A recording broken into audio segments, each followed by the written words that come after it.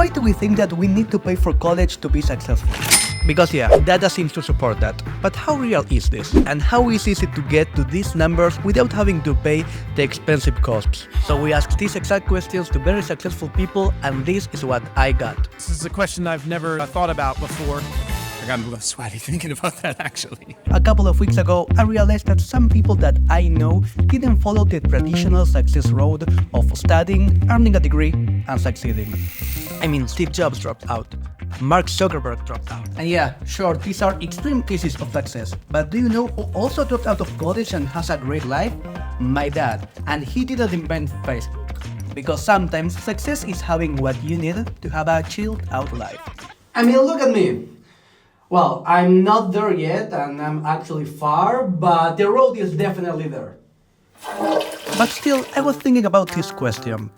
Is the price for college worth paying for? Is it an outdated tradition, or is it actually that important and necessary? Who knows? Now, if you mind me, I'm a plane crash. To answer this question, I went to Chicago and assisted one of the conferences hosted by the company that trains professionals and helps them become multi-million-dollar companies. I mean, an impact tech coach and train millionaires, literally. And I got to ask the best of them how their college experience was. It's time to play Who Spent the Most Money! So we have 5 players, 7 careers, and you need to guess who is who. Let's meet the contestants. What I teach people is how to connect. Marcos. Oh, way balloons. Will. What's up? Becca. Zach. Alright, cool. God. Let's start with player number 1, Marcos. He's an impact speaker, partner, and author of the book They Ask You Answer. This book is basically their overall business philosophy. It's like their Bible. He's a very big and important and overall very, very, very smart guy. But most importantly, when he heard I was from Argentina, instead of saying Messi or Maradona, he said, De Argentina, con las empanadas, es excelente. So well, with that hint, I think you can guess that he was the one who studied Spanish in Chile. But how much did you pay for that, Marcus? Probably about $150,000, which is a lot. If you're going to spend that much money, you want to get the most out of it. And now we have Will, one of their best coaches, a true expert, and most importantly, our friend. And also, he happens to be the coolest guy on earth. But hey, if you would have to guess who is Will, in his case, he did study marketing and finances, right? I studied marketing and finance in college, so paid $75,000 for schooling in my undergrad. I got a little sweaty thinking about that, actually. Number 3 is Connor, who besides recommending me the movie Michael Clayton, a movie I've never heard about before, Michael Clayton with George Clooney. It's more of a serious drama. he works as director of membership. He's another amazing dude, and you can truly tell that he's passionate about education and marketing. I got a scholarship to be part of their honors program, which I was incredibly lucky to get into. I paid probably about $6,000 for my education. And in his case, it's clear that he did study marketing. I switched over to business school and I started studying marketing. Now we're down to the 2 final guests, but to make the game easier, I'm deleting one of 2. Wow, shocker, am I right? So now we have Becca. Her energy amazed us, and in her case, she's Impact's account manager. I went to college to study for business administration and financial accounting. Big name, but truth be told, she's our dropout. Screw it, I'm gonna go make money instead. And finally, we have Zach, or bold Jake Gyllenhaal. Wow. Yeah. He's one of Impact's head coaches, and do you think he studied business or followed Becca's path? I never went to college. Oh, right, neither. Now, let's talk ROI. Because Marcus could have bought like 30 Apple Vision Pros or buy like 75 tickets to the Super Bowl, and Will could have bought a new Tesla. So is actually that much spending on a college worth it? And how much time did they need to wait until they saw a return on their investment? This is a question I've never thought about before, but I didn't make over $100,000 until I was somewhere in my 30s, right? A year. A lot of those just talents that I learned to recognize I had, that's what made me, essentially so wealthy today, right? Was recognizing those talents then.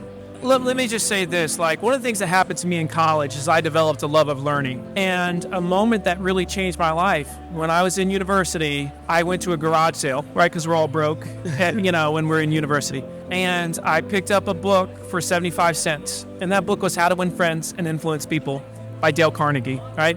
And that book fundamentally changed my life. I went in and started my own business right after school. I was probably break even in 2 years. Yeah, I got lucky. The only things I still take in from school is the stuff I learned outside of the classroom, but I'm probably being more pessimistic about it than I am. Maybe like 10 to 15% of what I learned in the classroom, I'm still like regurgitating and saying out loud. Being impeccable with your word is to only communicate the things that are like need to have and that improve clarity for what you're trying to get across to somebody.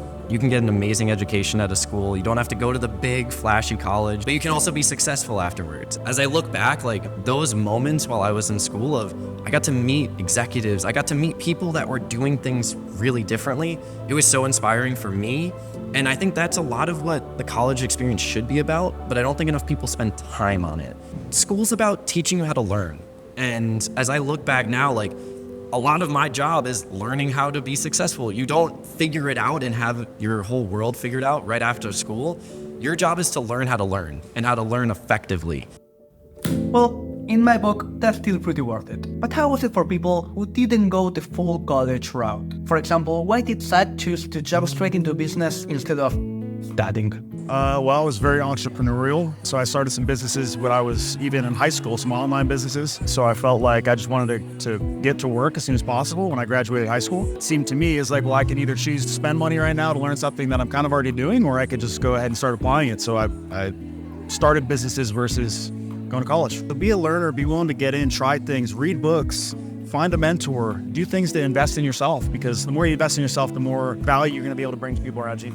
Okay, that makes sense. But you, Becca, any regrets on not going back to college? I actually looked back into like, okay, what would it take for me to at least just get my degree? And I was like, oh wow, it's really not that much school left. And I was just like, but still, it's a lot of work and I don't want to do it. Well, if you need help with that, that's what Great Hacker does. No and how we way. help, so we can talk about that later. So, Okay.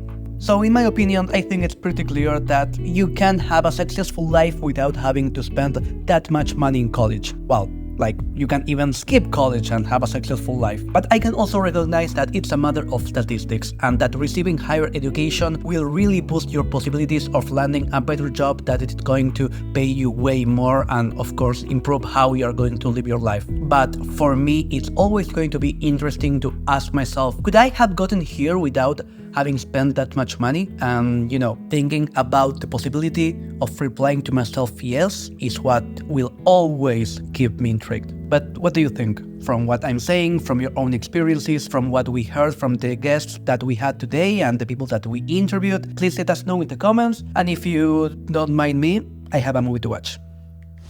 One of the largest, most respected law firms in the world. You are a legend. I'm an accomplice. You're a manic depressive. I am Shiva the god.